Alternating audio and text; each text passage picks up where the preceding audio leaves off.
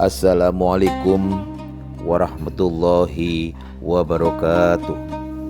Bismillahirrahmanirrahim. Alhamdulillahirabbil alamin. Wabihi nasta'inu ala umurid dunya waddin. Wassalatu wassalamu ala asrafil anbiya'i wal mursalin Sayyidina Muhammadin wa ala alihi wa sahbihi ajmain. Para pemirsa yang dirahmati Allah, pada kesempatan kali ini Gus Baha membahas tentang bukti bahwa pikiran seseorang yang akan menentukan nasibnya sendiri. Mari kita simak dan dengarkan tausiah beliau bersama-sama. Orang itu cara berpikir nuruti nafsu, itu yang bahaya. Makanya Quran ngeritik ara'aita man ittakhadha ilahahu hawa. Orang yang cara berpikir itu nuruti hawa nafsu. Kalau zaman Nabi, zaman sahabat, zaman ulama, itu enggak seperti itu. Sehingga cara berpikir itu mudah. Makanya kata Nabi, absyiru ya ma'syaral muslimin, kata. Kamu harus senang ya ma'syaral muslimin. Allah sekarang buka pintu langit yang sebelumnya enggak pernah dibuka. Dan Allah yubahi bikum malaikatah. Dan Allah membanggakan kamu kepada para malaikat. Kenapa? Umatnya Muhammad, umatnya Rasulullah Muhammad SAW, itu kalau sampean kepengen mati setiap saat itu baik, itu resepnya gampang kata Nabi. Addu faridotan wantadzoru ukhra. Jadi Allah memberitahu, ya Muhammad, umatmu ini luar biasa. Jadi misalnya tadi kita sholat subuh, ditanya, Bahak kamu sekarang ngapain? Nunggu sholat duhur ya. Setelah sholat duhur ditanya lagi nunggu apa asar. Sehingga faman kanat hijratuhu ila Allah wa rasulih fa hijratuhu ila Allah. Jadi kalau ya sudah ini tak ijazahkan. Kalau setelah salat subuh nunggu apa? Duhur. Setelah duhur nunggu. Sehingga ketika kita mati itu statusnya penunggu salat. Tapi kamu kan enggak miskin, kenapa? Penunggu kaya. Ya itu enggak masuk surga itu. Penunggu kemapanan. Berarti kan menunggu sesuatu yang seleranya nafsu. Beda kalau penunggu sholat. Berarti kamu di dunia menunggu ritual ibadah. Maka di antara ijazahnya Nabi apa? Addu faridotan wantadzoru ukhra. Melakukan satu fardu. Kemudian kita menunggu tugas berikutnya. Jadi niati saja setelah subuh nunggu apa? Duhur. Setelah duhur, meskipun kita di perapatan. Apa? Nunggu asar. Ya. Tapi ya asar betul. Jangan nunggu tok pas asar. Enggak. Jadi sebetulnya umat ini gampang sekali. Jadi di antara kebanggaan Allah, yubahi itu Allah bangga dengan malaikatnya adalah umat ini adalah addu faridotan wantadzoru ukhra. Melakukan satu fardu, kemudian menunggu fardu yang lain. Dari mengkhidmati kampus, ingin mengkhidmati masyarakat. Dari satu masyarakat lokal Semarang menjadi sampai sekarang, sampai Banjarmasin. Unisula mau bikin kampus di sana, terus gitu. Dari satu tugas ke tugas yang lain. Makanya Islam diajarkan setelah satu tugas selesai, faida faruh tafan sok. Jadi sehingga hidup kita itu dinamis. Dari satu kebaikan menunggu kebaikan lain, dari satu kebaikan menunggu. Sehingga hidup kita ngapain? Nunggu satu kebaikan. Ini sudah masuk faman kanat hijratuhu ila Allah wa rasulih, fa hijratuhu ila Allah wa rasulih. Sehingga bayangkan kalau kita direkam Allah, Gusti kula ampun mati nak dereng sugih. Wis melarat puluhan tahun. Sakit, nunggu sesuatu sing sifatnya nafsu, kok pengen sugih. Sugih tok aja cukup. Tahu buruh wong sing tahu ngenyek ndekne lho, itu kan urung-urung wis dendam. Saya belum mau mati sebelum kaya dan buruhkan orang yang pernah melecehkan saya. Wis ngono akhirnya mati urung sugih. Berarti wis fakir matine hasud. Mau itu ngenes dunia akhirat kan kira-kira seperti itu. Kamu santai aja kalau fakir berarti meringankan hisab karena ada banyak harta. Yang mau dihisab papanya enggak punya apa-apa. Jadi saya mohon sekali ya, Islam itu mengawal kebahagiaan. Sebab itu sampai bahagia itu menjadi perintah Islam, qul bi fadlillah wa bi rahmatihi fa bidzalika falyafrahu. Karena dengan bahagia bi taat diharapkan orang Islam itu tidak bahagia atau cari kesenangan lewat jalur maksiat. Sehingga ciri utama wali apa? Ala inna awliya Allahi la khaufun alaihim walahum yahzan. Sehingga ulama dulu itu rileks-rileksnya. Termasuk yang saya ceritakan tadi, Imam Ahmad, Imam Syafi'i. Itu melihat apa saja rileks. Ya tadi kalau disenangi orang ya barokah, punya kawan kebaikan. Nak dineng ya barokah, barokah dineng di gedingi tonggo rada utang, ngeranjuk tulung gitu. Jadi rileks saja. Masyhur itu Imam Syafi'i ngendikan waman asaa ilaika faqat atlakoka. Orang yang berbuat buruk sama kamu, hakikatnya adalah membebaskan kamu. Atlako itu apa? Membebaskan. Enak gak jadi hidup gitu? Kalau kamu kan enggak, kok gedeng aku salahku apa? Malah kamu ujub tuh, orang kok gak tahu salahnya. Kamu jadi suami, istrinya ngomel, kurang apa saya sebagai suami? Ya kurang banyak, enggak ganteng, enggak kaya, ada ini. Malah kalau diterangkan malah parah toh. Ya sudah rileks saja, kalau dia ngomel ya tadi, alhamdulillah dapat pahala tanpa apa? Biaya. Terus ngomel kan butuh energi, paling yang enggak kuat 3 jam. Nanti juga berhenti apa? Terus ambil nilai positifnya, misalnya ngomel sama suaminya, bagus lah. Kalau ngomel sama tetangga malah kayak apa gitu aja udah. Jadi ulama dulu itu gampang sekali melihat hidup. Rasulullah ya gitu, melihat hidup tuh gampang saja. Ketika tanya, ya Aisyah apa ada sarapan? Tidak ada ya Rasulullah, ya sudah saya tak puasa. Jadi enteng saja. Kadang-kadang beliau ingin puasa, ya puasa sunat, ada sarapan nggak jadi puasa. Rileks. Nabi itu rileks. Kalau ngajari kebaikan juga rileks. Nah sekarang itu banyak orang yang karena mungkin kurang baca. Islam itu kayak menjadi aturan yang bengis, yang repot, yang mengekang. Itu tidak seperti itu. Yuridu wa bikumul yusra, wala yuridu bikumul usra. Allah menghendaki agama ini mudah. Sehingga ada sahabat di Imami Mu'ad itu baca Baqarah. Sahabat ini pekerja petani. Mufarokoh ditinggal. Ketika Mu'ad lapor, ya Rasulullah ini ada orang munafik. Tengah-tengah sholat mufarokoh saya ditinggal. Yang disalahin itu tidak yang ninggal tapi Mu'ad. Afattanun anta ya Mu'ad. Kami itu tukang fitnah. Masa ngimami petani pakai surat Baqarah. Jadi yang disalahkan ini imamnya. Kalau kamu jadi imam, sholatnya ya yang cepat. Makanya terus banyak orang kecepatan karena tadi. Jadi Nabi itu enteng sekali. Jadi apa ya, Nabi itu beda dengan yang kita bayangkan beda. Nabi pernah ngaji di masjid, kemudian ada tetangga lewat pakai cangkul ke kebun. Semua sahabat gerutu. Ini orang tidak benar, ada Nabi ngaji ditinggal saja ke kebun, tidak ikut ngaji.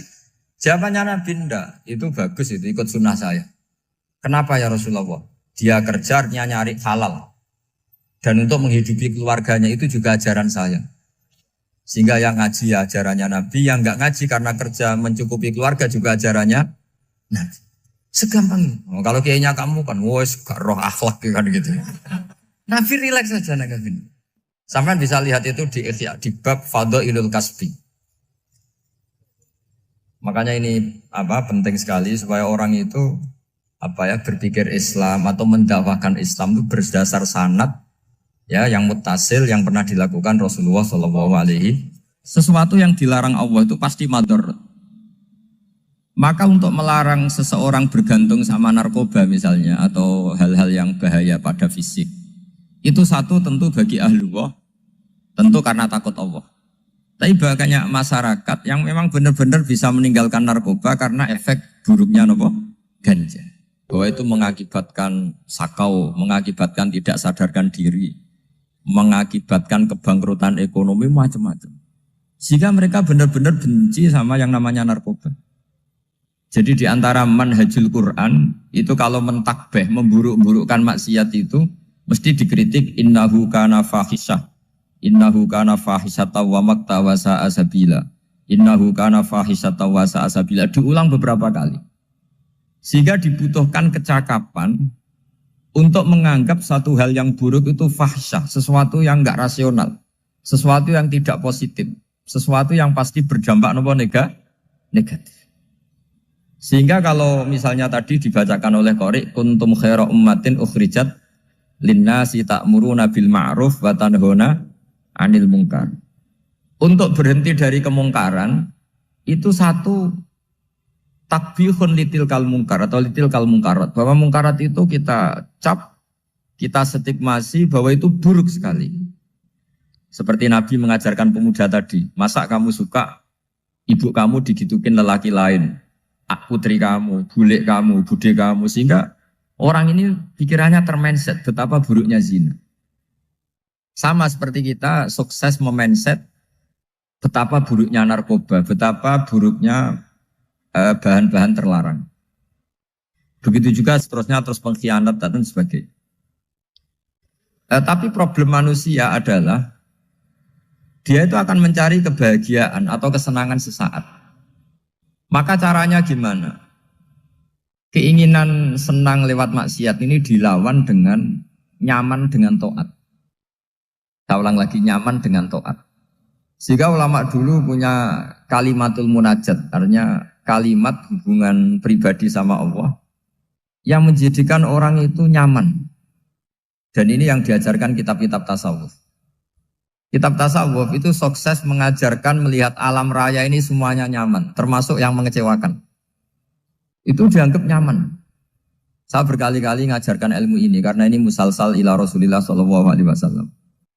Itu pernah suatu saat Imam Ahmad itu dipanggil sama tetangganya, anak muda.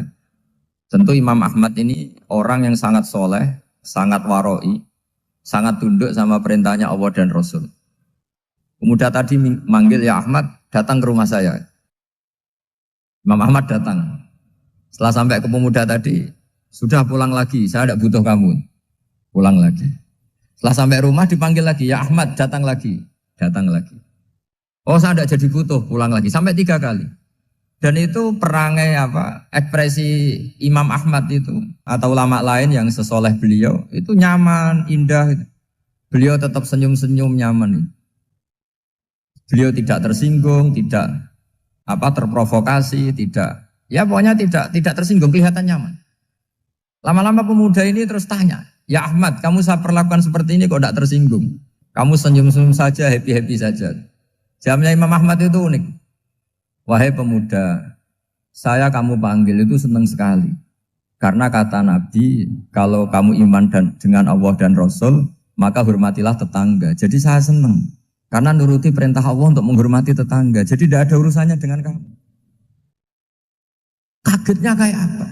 Jadi dipanggil tetangga ya senang karena melakukan perintahnya Allah dan Rasul, yaitu ikramul jar, fal yukrim jaroh. Disuruh pulang, kamu ingin saya pulang, ya saya pulang. Disuruh datang, ya saya datang. Jadi saya tidak tersinggung, saya tidak ada urusan dengan kamu. Urusan saya dengan Allah Subhanahu wa Ta'ala. Itu kalau bapak-bapak istrinya ngomel terus sabar itu ya bagus. Saya tidak punya urusan. Kalau kamu terprovokasi oleh istri, berarti kamu didikte oleh makhluk. Masa seorang rektor didikte makhluk? Kan tidak keren. Apalagi seorang habib didikte makhluk, kan tidak keren. Yang bisa mendikte kita hanya Allah Subhanahu wa Ta'ala. Dan Allah mendikte kita, mengajarkan kita wa ashiruhunna bil ma'ruf fa in karihtuhunna fa'asa an takrahu shay'a wa yaj'alallahu fi khairan katsira. Jadi cara melihat istri kita bawel gitu atau cerewet, alhamdulillah ini ada pahala tanpa modal, cukup sabar. Kalau istri kamu sedang mesra, malah mintanya ke mall, malah biayanya tinggi. Murah mana dapat pahala dimarahin sama saat mesra minta ke mall? Milih yang pertama kan? Nah ya itu tidak usah modal. Ya gitu aja. Jadi kalau istri sedang marah, bawel, anggap saja ini rezeki. Dapat pahala tanpa apa? Biaya. Nah, kalau pas rukun malah nantang ke mall, biayanya malah tinggi. Jadi ulama dulu itu melihat dunia itu happy. Pernah Imam Syafi'i dikasih tahu, orang yang tadi nyium tangan kamu ya, itu di rumah menghujat Anda. Jadi dia sopan hanya di depan Anda, kalau di luar menghujat Anda. Jawabnya Imam Syafi'i lucu. Ya baguslah. Yang cerita ini kaget. Kenapa bagus ya Aba Abdillah? Kalau manggil Imam Syafi'i ya Aba Abdillah. Ya berarti saya masih wibawa, di depan saya tidak berani katanya. Jadi dipandang enteng saja. Jadi kalau kamu di depan kamu istri kamu tidak berani belanja, tidak ada kamu belanja banyak, anggap saja Anda wibawa. Jadi enteng saja. Pernah Imam Syafi'i dikasih tahu, separuh dari kampung Anda itu gak suka kamu. Ya baguslah. Kenapa? Oh nak rarukun malah bakal utang katanya gitu. Kira-kira yang utang itu yang rukun apa yang neng-nengan? Yang rukun. Jadi enteng saja. Masyhur itu makalahnya Imam Syafi'i. Waman asa'a ilaika faqad atlaqaka. Orang yang berbuat buruk sama kamu berarti membebaskan kamu. Kalau saya sedang nenengan sama Habib Hasan Toha Putra, beliau naik Alphard nggak nawarin saya sah karena baru nenengan. Tapi kalau sedang rukun malah harus repot mana? Rukun sama ndak rukun? Repot rukun sebetulnya. Jadi Imam Syafi'i itu happy saja. Kalau sedang rukun sama tetangga ya dianggap rukun itu satu kenikmatan. Sedang nggak rukun ya dianggap satu kenikmatan. Jadi orang dulu itu serilek itu melihat dunia. Kalau kita kan enggak, ego. Wah saya ini suami kok dimarahin istri. Wah ini egonya bangkit. Padahal egonya bangkit itu ada kebodohan di situ. Yaitu seorang rektor didikte seorang istri, seorang makhluk. Apalagi kalau Anda daftar wali itu tidak akan jadi wali. Ini wali kok tunduk sama makhluk. Karena didikte apa? Makhluk. Maka Imam Ahmad ketika tetangganya bully gitu ya santai saja beliau happy. Ketika pemuda tadi iskal janggal. Kenapa kamu gak tersinggung ya Ahmad? Memangnya saya harus tersinggung gimana? Kan tak panggil tidak jadi, tak panggil tidak jadi. Hei pemuda, saya ini tidak punya urusan dengan kamu. Saya nuruti kamu karena perintahnya. Saya senang melakukan perintah Allah harus berbaik sama kamu. Sampai 3 kali. Ajarkan Muhammad atau katakan Muhammad pada umatmu. Sebaiknya atau seharusnya mereka hanya gembira dengan melihat fadlnya Allah dan rahmatnya Allah. Ini harus kita pahami mulai dari konstruksi yang paling pokok, yaitu akidah. 2 ahwal. Ahwal itu 1 perilaku sosial. 3 mutammimat, sesuatu yang tidak pokok, tapi kita butuhkan dalam mengawal hidup ini. Saya beri contoh, itu sampai maksiat, itu karena cari kesenangan. Misalnya baru penat itu, ingin seneng, ada orang yang macam-macam lah, ingin melihat maksiat, apa itu pornografi, apa nyabu, apa macam-macam. Itu sebetulnya agama punya konsep yang luar biasa, yaitu seharusnya seseorang itu gembira. Gembira dengan ketaatan. Lalu pertanyaannya caranya gembira gimana? Gembira itu mudah. Jadi misalnya kamu sujud sama Allah Subhanahu wa taala. Terus cara berpikir begini. Ini sekaligus ijazah. Cara berpikir begini. Ya Allah, ini kata Sayyidina Ali, kafani izzan an akuna laka abdan wa kafani fakhron an takuna li rabban. Ya Allah, betapa sialnya saya, andaikan saya jadi budak dari makhluk yang sama. Misalnya sampean itu seorang kiai atau rektor atau doktor atau orang terpelajar, kemudian kamu jadi budak atau hamba dari makhluk yang setara. Betapa hinanya saya. Maka kata Sayyidina Ali, ya Allah saya ini cukup bahagia, cukup bangga, karena jadi budak, jadi hamba, dari zat yang super atau yang maha super. Jadi kok Allah Subhanahu wa ta'ala. Sehingga ada kebahagiaan yang luar biasa karena menjadi hambanya Allah Subhanahu wa ta'ala. Setelah bangga dengan jadi hambanya Allah, maka kita akan malu. Malu misalnya kok saya bahagia itu nunggu melihat pornografi, melihat maksiat. Itu terus menjadi malu. Kenapa saya bisa didikte oleh hal-hal seremeh itu? Ya, kita malu karena didikte oleh hal-hal yang seremeh itu. Karena kita didikte oleh nafsu. Jadi izzatun nafsi, satu harga diri seseorang itu harus dihidupkan untuk hanya tunduk kepada Allah Subhanahu wa ta'ala. Sehingga Nabi itu melatih satu logika tarkul ma'asi. Nabi itu dulu ketika ada seorang pemuda yang ya karena mungkin pemuda ya, dia itu mau masuk Islam, tapi uniknya kata pemuda tadi, saya masuk Islam tapi asal dibolehkan bebas zina. Jadi ini agak sableng gitu. Jadi mau masuk Islam syaratnya dibolehkan apa? Zina atau free sex gitu. Karena orangnya agak hiper. Itu Nabi tidak langsung mengancam dengan neraka, enggak. Ketika mau pamit gitu, semua sahabat melarang. Mah itu jangan, kamu jangan suan Nabi. Itu permintaan yang enggak masuk akal. Setelah lama ditahan, terjadi kegaduhan di masjid. Nabi dengar, itu ada apa itu? Itu ada pemuda yang mau masuk Islam tapi yasta'dzinuhu fi zina. Tapi mereka minta izin Nabi untuk tetap boleh zina. Kata Nabi, pemuda itu suruh masuk, suruh menghadap saya. Ketika menghadap Nabi, saya ulang lagi ketika menghadap Nabi, Nabi mengajarinya itu luar biasa. Nabi tidak langsung mengancam dengan neraka atau dengan azab tunda. Tapi kata Nabi, atuhibbuhu li ummik. Kamu suka kalau ibu kamu itu jadi demenannya orang banyak. Pondok ya Nabi, yang demen ibu saya tak bacok kan. Karena ini ya agak preman, di mana-mana orang akal agak preman. Terus atuhibbuhu li bintik. Kamu suka kalau putri kamu ya digitukan orang-orang. Oh ya enggak Nabi, yang gitukan putri saya tak bacok. Atuhibbuhu li kholatik. Kamu suka kalau bule kamu digitukan. Atuhibbuhu li ammatik. Kamu suka kalau saudara bapak kamu digitukan. Nabi itu mengeset ya. Cara sekarang itu otak mungkin. Nabi itu meluruskan otaknya anak muda itu. Betapa buruknya zina. Cara bahasa Arab ditakbih. Betapa buruknya zina. Kamu suka kalau korbannya ibu kamu, putri kamu, bude kamu, bule kamu. Sehingga orang itu matur ya hasbuka ya Rasulullah, ini sudah cukup. Saya tidak pernah melihat sesuatu seburuk zina. Jadi fa'al qawwa fi qalbihi bughdha zina. Kemudian Allah meletakkan di hatinya, menanamkan benci zina. Sehingga akhirnya pemuda tadi menjadi iffah, menjadi menghindari zina. Artinya begini ya, ini mungkin yang lolos dari para kita sebagai dai, kita tidak belajar banyak tarbiyahnya Rasulullah Shallallahu Alaihi Wasallam. Jadi kalau kita benci maksiat, itu jangan hanya ditahdzir, ditakutkan neraka itu enggak. Jangan hanya itu.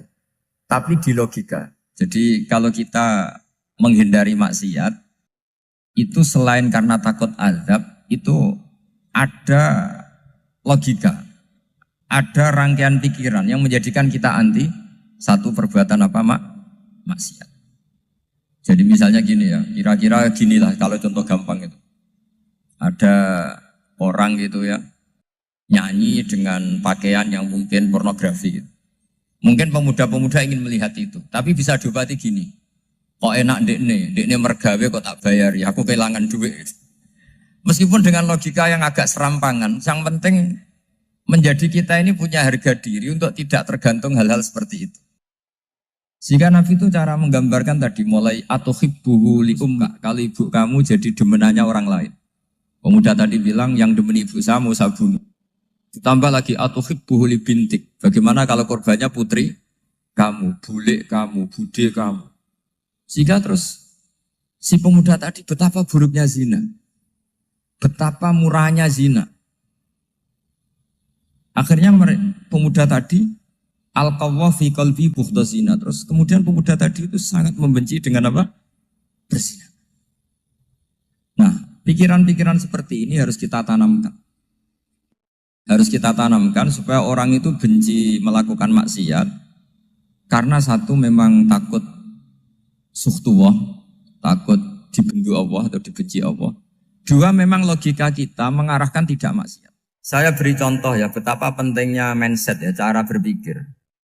Orang itu menjadi kikir itu karena nganggap hidup itu lama dan uang itu penting. Kalau zaman Nabi itu sederhana kalau melihat hidup. Pernah suatu saat Nabi itu punya jatah makan.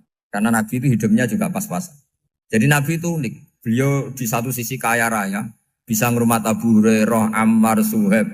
Ashabu Sufa itu dirawat Nabi semua. Itu kan kaya, bisa ngerawat sekian orang. Tapi di sisi yang lain untuk pribadinya beliau miskin. Kadang nggak bisa makan hari itu. Tapi di saat yang sama bisa merawat ahlus sufa. Jadi keliru kalau orang hanya cerita Nabi itu miskin, untuk makan dirinya aja susah.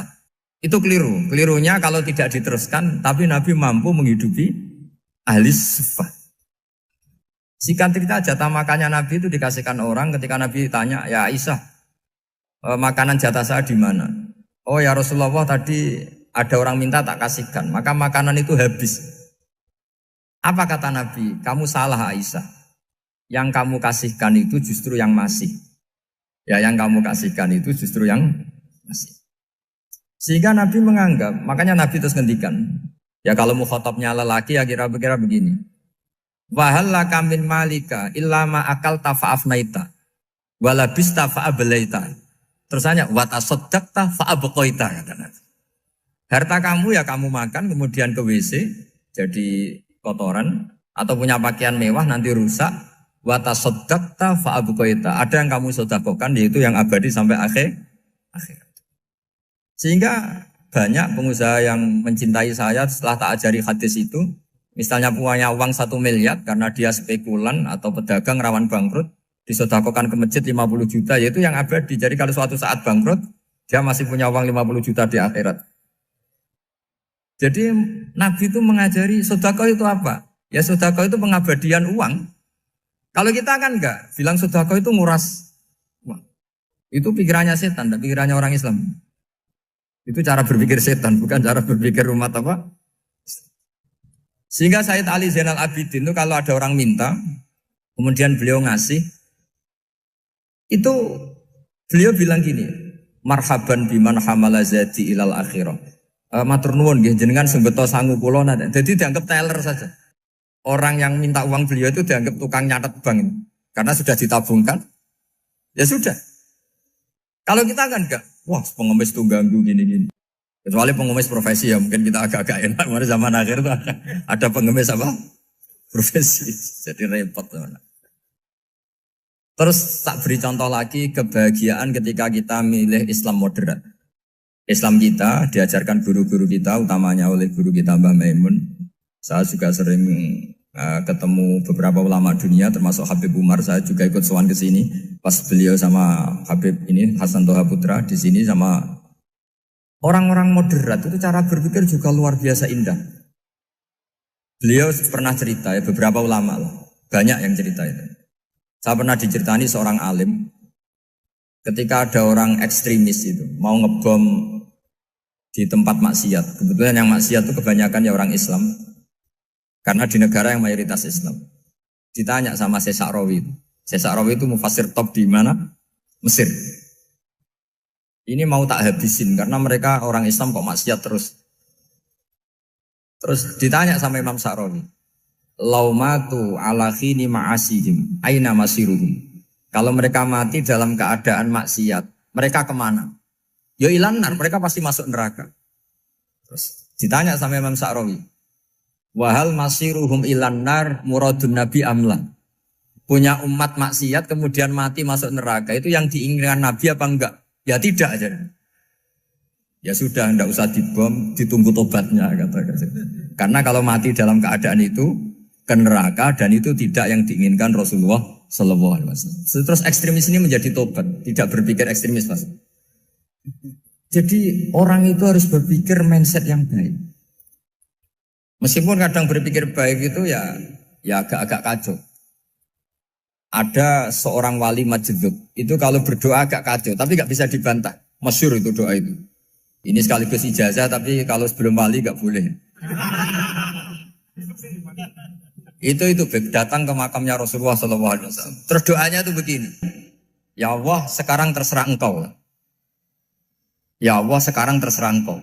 Jika saya kamu jadikan orang soleh, jika saya engkau jadikan orang soleh, maka surra habibuk, maka kekasihmu ini senang. Yang susah musuhmu yaitu setan. Tapi kalau engkau menjadikan saya orang fasik, maka yang susah kekasihmu, yang senang musuhmu. Jadi kan punya dua pilihan itu. Wah itu kan doa tapi kayak teror itu. Ya jadi berdoa di Raudhah. Wah itu pasti mandi itu karena agak-agak maksa Tuhan itu. Ya Allah, engkau punya dua pilihan. Jika saya jadi orang soleh, maka kekasihmu ini senang. Musuhmu yang susah yaitu setan. Tapi jika saya jadi orang fasik, maka musuhmu yang senang, kekasihmu yang susah. Mohon terserah jenengan, mau menyenangkan kekasihmu, apa menyenangkan musuhmu gitu. Kira-kira gimana? Kalau tertarik boleh doa itu dipraktekkan. Tapi kayaknya kalau copy paste itu gak keren, apa? Jadi dulu orang itu muamalah sama Allah dan Rasul itu rileks. Rileks itu nyaman karena ya tadi qul bi fadlillah wa bi rahmati fa bidzalika falyafrah. Sehingga Imam Izzuddin bin Abdissalam itu ngendikan innalladzina yarmunal muhsanatil ghafilat. Di antara kebaikannya ibu-ibu atau mbak-mbak ini harus berstatus ghafilat. Perempuan-perempuan pelupa. Ghafilat itu pelupa. Pelupa dari kenikmatan maksiat sehingga mereka dengan taat. Misalnya ada ibu-ibu atau mbak-mbak atau juga bapak-bapak tahajud, kemudian nyaman dengan tahajud itu. Kira-kira terbersit enggak ingin maksiat? Enggak kan, karena sudah nyaman dengan tahajud, dengan taat. Maka dibutuhkan kenyamanan dalam beribadah. Sebab itu ala bidzikrillahi tatmainnul qulub. Makanya saya termasuk kiai yang setiap ngaji itu happy, seneng. Karena ini untuk kampanye, seneng dengan ngaji, dengan taat itu sudah luar biasa. Kayak apa kalau mereka senengnya kalau nunggu melakukan maksiat. Jadi termasuk bentuk perlawanan kita terhadap maksiat adalah usahakan kamu tuh bahagia, seneng dengan taat. Istiqnas billah, mu'anasah billah, farah billah, itmi'nan tumaknina billah. Sehingga ini mencukupkan kita tidak berkebutuhan maksiat. Meskipun kita ya manusia, pasti suatu saat atau sudah pernah maksiat. Serasa diceritakan lah, itu mesti gitu. Lah orang-orang dulu itu orang yang sukses mengelola bahagia ma'allah wa billah wa lillah. Jika wali-wali dulu itu jadi wali itu tidak mesti karena ibadahnya banyak, itu enggak. Mereka orang yang ibadahnya itu biasa. Biasa-biasa sekali. Ulama-ulama dulu ibadahnya biasa sekali. Tapi qulubuhum ma'allah, hatinya itu ma'allah.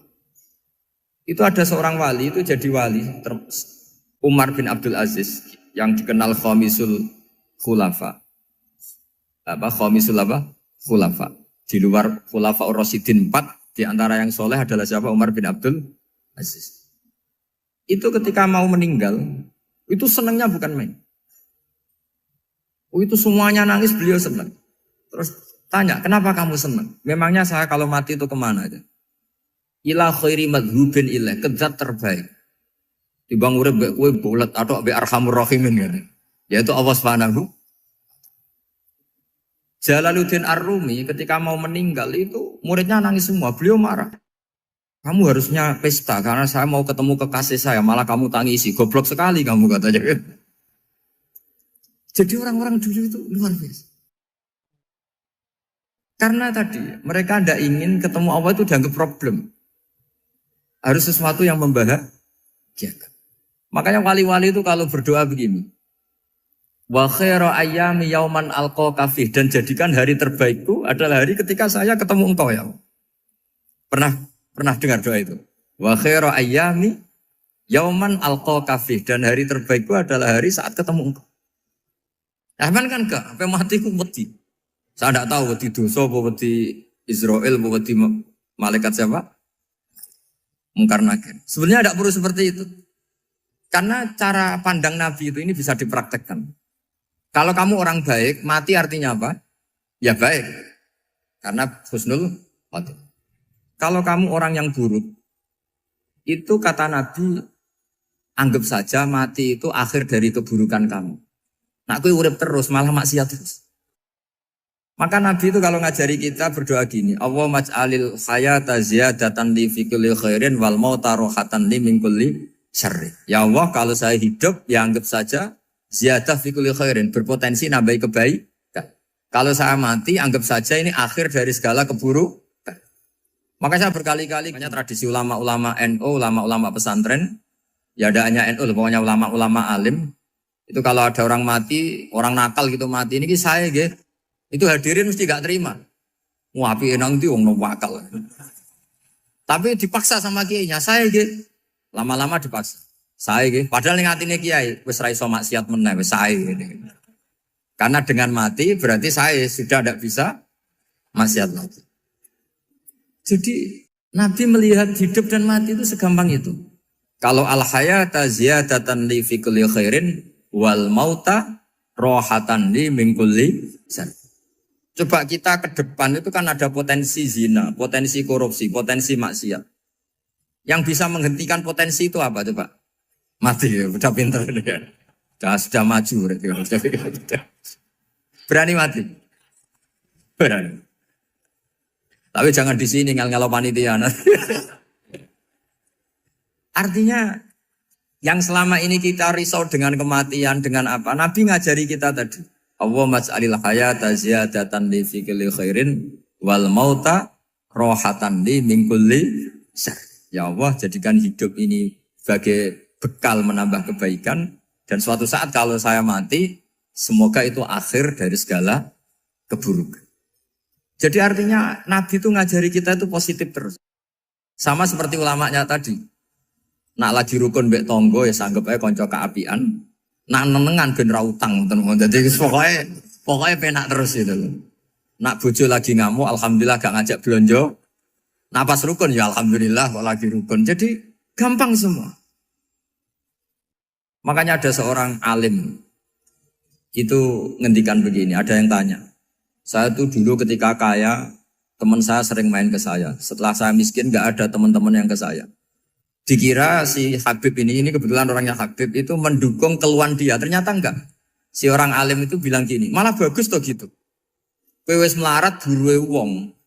Ya sudah kamu miskin buruhnya orang lain. Misalnya tukang manol di pasar atau tukang becak. Kemudian teman-teman kamu datang, malah kamu malu tuh jadi tontonan. Bagus kalau mereka lupa, pas kamu miskin enggak ada yang lihat katanya. Jadi apa ya, dianggap enteng saja gitu. Akhirnya orang ini nggak jadi ngeluh. Selama ini kan kita ngeluh ya, ketika miskin teman-teman nggak datang. Coba kalau mereka datang pas kamu buruh bikin botol di orang lain, mantan bos buruh, malu gak? Milih datang apa enggak? Enggak lah, sudah bener itu. Jadi ulama dulu itu makanya sering baca biar tahu solusi hidup. Jadi ulama dulu itu gampang sekali melihat kehidupan itu, gampang sekali, indah, gampang. Kebahagiaan ini pula yang harus kita latih dalam melakukan ketaatan. Tapi memang obsesi saya terbesar atau cita-cita saya terbesar memang setiap ngaji saya ingin orang mukmin semuanya itu bahagia. Dengan bahagia itu mereka tidak neko-neko ingin mencari kebahagiaan lewat jalur apa maksiat. Sehingga dalam konstitusi ulama yang ditulis di kitab-kitab usul fikih, dan itu kitab yang saya kaji, selalu saya kaji, itu membela-bela sesuatu yang mubah itu sampai luar biasa. Karena melihat mubah itu, misalnya Anda tidur itu berstatus mubah. Anda bermain catur berstatus mubah. Anda rileks sama teman jagungan semalam dengan teman rektor atau dosen atau yayasan itu, melihatnya bukan mubah tapi tarkul maksiyah. Misalnya saya semalaman asik Musamarah itu jagungan malam sama Habib Toha Al-Munawwar. Itu awang hitungnya bukan, wah ini jagungan ngalor ngidul tidak penting tuh enggak. Malam itu bahak tidak ke dugem, tidak ke tempat maksiat. Sehingga ada ulama yang mengatakan mubah itu enggak ada. Saya ulang lagi, mubah itu enggak ada. Kan umumnya ulama bagikan wajib, ya kan, haram itu. Terus diantaranya mubah, sunat, makruh. Ada ulama yang mengatakan mubah itu tidak ada. Kenapa? Logikanya begini, itsma min mubahin illa wa yatahaqqaqu bihi tarku haramimma. Karena tidak ada mubah yang Anda lakukan kecuali saat itu pasti ditinggalkannya sebuah keharaman. Misalnya Anda sedang jagungan sama istri di luar, di rumah, asik di rumah semalaman. Mungkin bahas hal-hal yang ringan. Mungkin melihat sinetron atau apalah yang ringan. Tapi di situ terjadi Anda meninggalkan ke tempat-tempat maksiat. Sekarang ninggal maksiat itu wajib apa mubah? Wajib. Padahal Anda sedang melakukan mubah. Nah itu dicatat oleh Allah itu tarkul haram, meninggalkan keharam. Jika masyhur dalam cerita wali-wali itu, Abu Yazid yang seperti itu ibadahnya pernah tanya, ya Allah lalu yang makomnya orang seperti saya siapa? Karena beliau semalaman ibadah terus. Sama Allah dijawab, ya yang tidur di pinggir kamu itu. Abu Yazid, lu kok bisa ya Allah? Dia kan tidur terus. Ya kan dia tidur berarti meninggalkan keharaman. Ngomong sing potongan tukang maksiat itu apik turu apik melek kira-kira. Apik turu. Timbang sama nak melek pola wis turu ae gara-gara gitu. Jadi gak usah dipaksa tahajud, dipaksa qiyamul lail itu. Iya kalau qiyamul lail. Kalau dapat informasi, ke sini ikut saya terus katut kan repot. Jadi perlawanan terhadap maksiat itu sebetulnya gampang dalam Islam karena tadi nggak ada sesuatu yang mubah kecuali saat dilakukan berakibat meninggalkan keharaman. Mudah sekali. Jika banyak orang jadi wali itu karena melakukan mubah. Itu ada orang jadi wali itu karena sering makan. Ya makan-makan biasa itu. Karena ketika makan, ya Allah, betapa doifnya saya. Katanya saya presiden, katanya saya rektor, saya kiai. Ternyata kalau nggak makan tuh lemes. Apa hebatnya makhluk yang bergantung makhluk yang lain, yaitu makanan. Nah karena seperti itu terus dia al-laja'illallah, terus dia sungkeman ning Allah. Betapa lemahnya saya. Sebab itu ketika Quran mengkritik dan dengan tanda kutip kemungkinan Tuhannya Isa bin Maryam, itu ngeritiknya sederhana Quran itu. Mal masih ibnu Maryam illar rasul qad khalas min qablihir rusul wa ummuhu siddiqah kana yaqulanit ta'am. Isa itu tidak Tuhan, wong dia makan. Kamu kebayang nggak misalnya punya Tuhan, wah tadi Tuhan mampir ke rumah saya, dia lemes. Setelah tak kasih makan sehat lagi gitu. Itu kan nggak kebayang. Tapi Tuhan marung di rumah saya, lemes tak gratisin, kayaknya tidak punya uang gitu. Setelah makan, wah gairah lagi. Kebayang nggak punya Tuhan seperti itu. Sehingga Quran kalau gojlok sederhana, karena yakulanit to'am.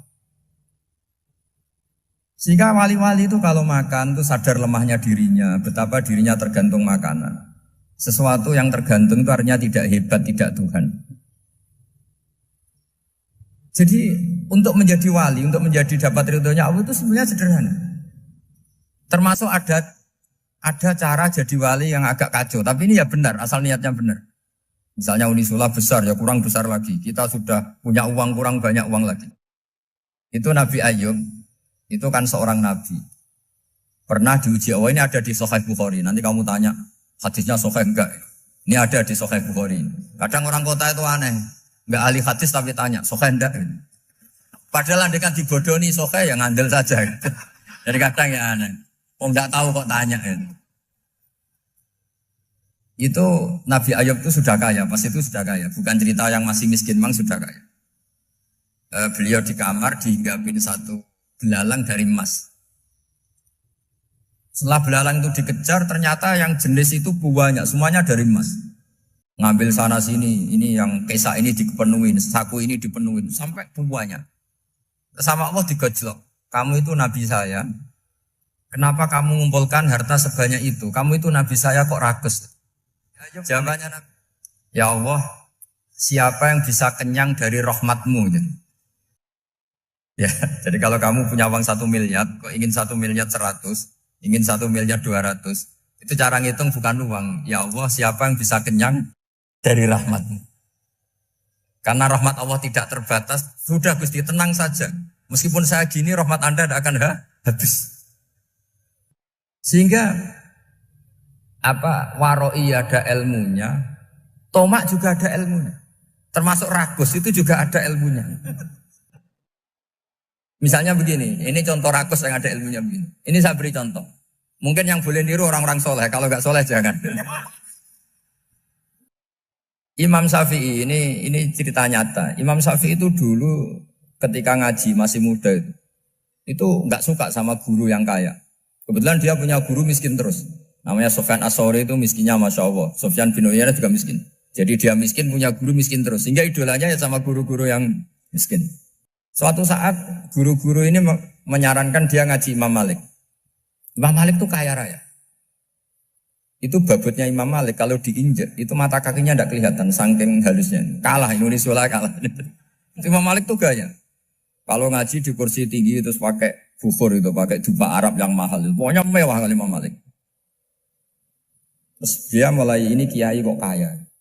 Kemudian setelah beliau alim tanya, saya harus ngaji siapa setelah ilmu jenengan habis kira-kira gitu. Kata Imam Malik, sudah kamu tidak usah perlu ngaji saya, kamu sudah alim alama.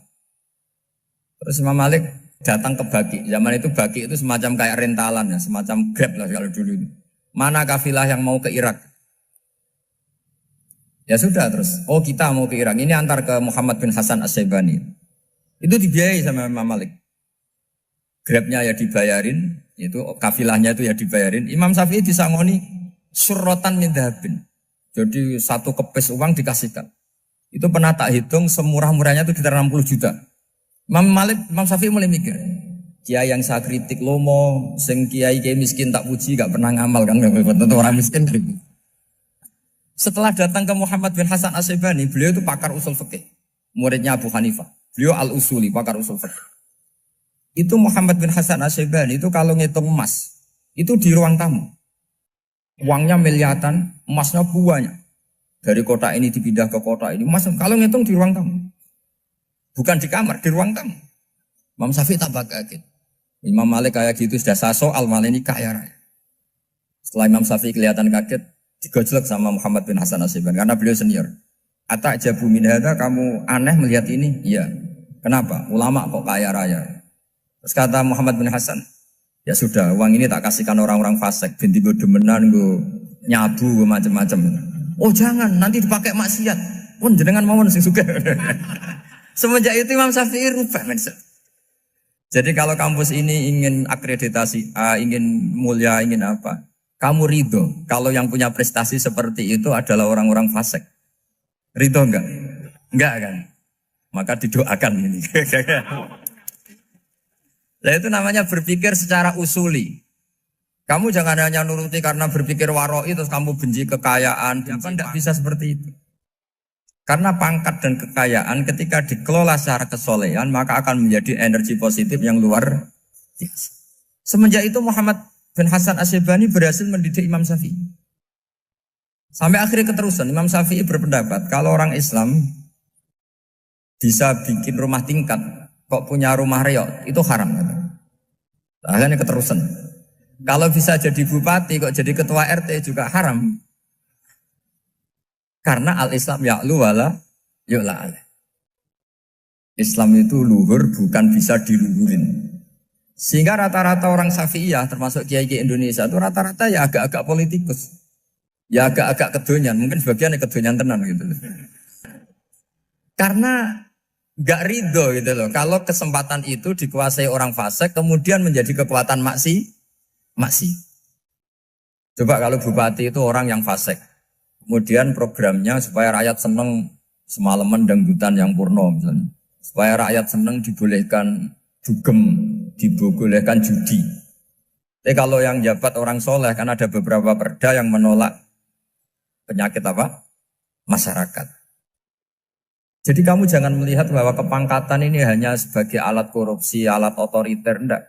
Asal kena orang soleh, maka ini menjadi energi kesolehan atau energi positif. Sebab itu ketika Allah muji para nabi yang soleh, diantaranya disifati apa? Faqad ataina ala Ibrahim al-kitab wal hikmata, terusannya wa atainahum mulkan azim. Dan Nabi Ibrahim dan keluarganya tak kasih kerajaan yang besar. Nah sekarang masih banyak orang yang cara pandang ngapain bikin unisula yang megah, ngapain berambisi punya akreditasi A dan sebagainya. Menyoal seperti itu salah secara usul fikih. Karena secara usul fikih kesempatan yang baik tentu harus diperjuangkan oleh orang-orang yang soleh. Karena ini supaya jadi otoritas yang positif. Itu dulu ada latihannya. Jadi orang dulu itu gampang sekali ketika milih miskin ditanya, kenapa miskin? Saya ingin hisab saya ringan. Tapi ketika mereka kaya, yang soleh, supaya harta ini tidak dipakai orang yang nanti dipakai maksiat. Kita misalnya orang soleh mau pangkat, karena kita ada ridho, kepangkatan itu dipegang orang maksiat, kemudian menjadi energi maksiat. Begitu juga seterusnya. Maka ulama dulu itu rileks. Sampai Senawawi Al-Bantani itu nanti bisa dicek di tafsir. Qul hal yastawil ladzina ya'lamuna wal ladzina la ya'lamun. Beliau muji-muji ulama. Kemudian ada seorang yang agak hasut mungkin. Tanya begini. Hebatnya ulama itu begini-begini. Terus ditanya, tapi kenapa kita sering melihat ulama ngantri proposal di rumahnya bupati? Kan? Sementara bupati nggak pernah datang ke ulama ngaji ihya. Jawabannya Imam Senawawi itu unik. Ya karena ulama itu tahu gunanya uang, sehingga nyari uang untuk pondok, untuk masjid. Sementara bupatinya tidak tahu gunanya ilmu, maka tidak pernah ngaji.